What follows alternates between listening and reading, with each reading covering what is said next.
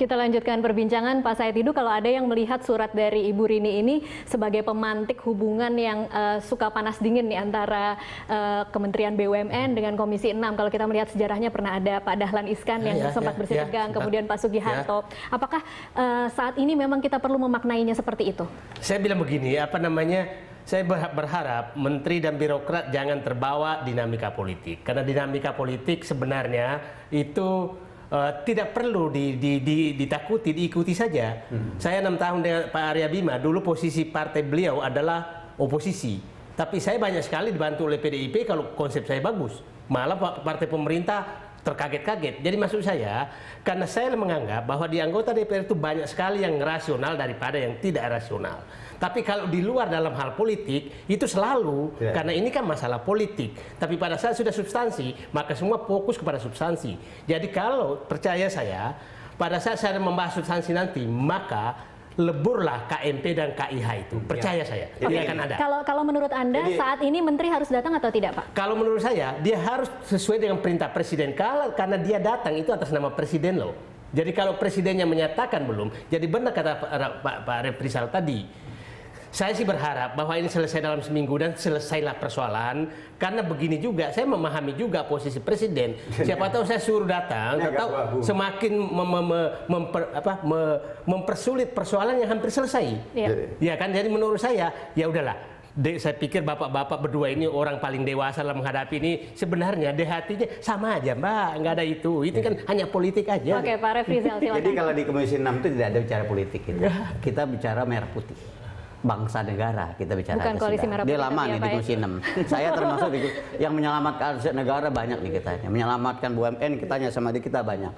Menyelamatkan yang mau diambil asing kita sudah banyak. Termasuk Semek yang mau ngambil dulu Semen Indonesia. Semen Indonesia ini udah asing semua. Tinggal Semen Indonesia ini, Semen Gresik Group ini kita selamatkan gitu di Komisi 6.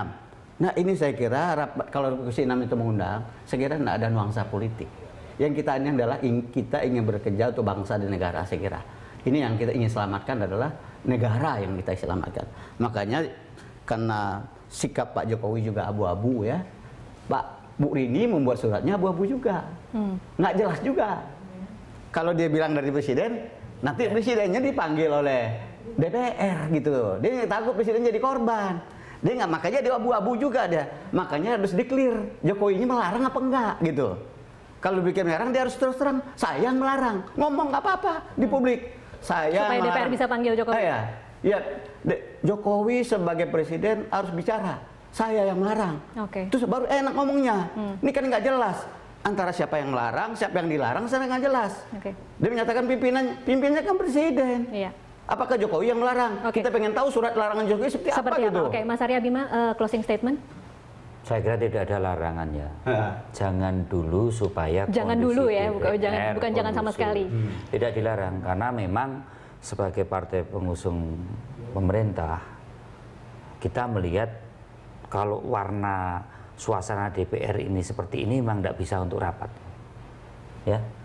Bahwa memahami keinginan kawan-kawan untuk segera kerja, ya, tapi kalau suasananya terus-menerus dibangun head to head, bukan lagi idealisme fraksi atau idealisme anggota, tapi hanya sekedar pengelompokan pendukung dan pengusung dan tidak pendukung, tidak akan ada habisnya dan kontraproduktif buat semuanya saja, baik pemerintah, DPR, dan rakyat. Jadi step ini akan segera selesai.